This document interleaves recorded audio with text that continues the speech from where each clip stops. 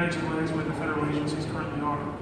Do you have a strong stand on the transfer of management of federal lands to the states? Well, that it would reside within the states. Now, there are three kinds of, and there are probably more, but really three kinds of federal land: wilderness, national forest, and then BLM land. I'm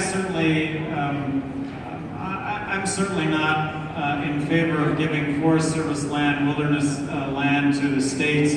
But with regard to BLM lands, I think there's a real opportunity for states that want to take on that responsibility and the benefits that would go along with that to do that. And I am speaking now specifically about BLM lands.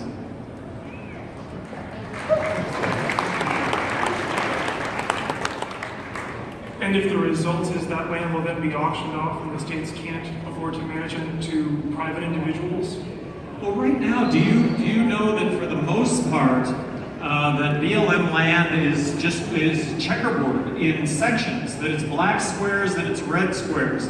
So oftentimes you'll see that a rancher in Nevada or in New Mexico has a 20,000 acre ranch. 10,000 of those acres are leased, 10,000 of those acres are private. Well, that's red squares and it's geometric. It's red squares and it's black squares.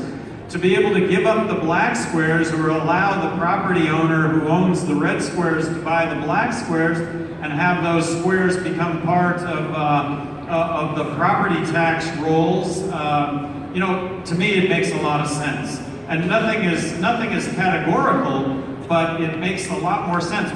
When back east they pass legislation that says that you have to allow for access to public lands, which makes sense. I mean, when you hear it, sure, we should have access to public lands. Well, how do you get to red squares when it's red squares and black squares? I mean, you can't even get there. So it's an issue that I don't think for the most part people understand. Okay, thank you very much again, everybody. Good night.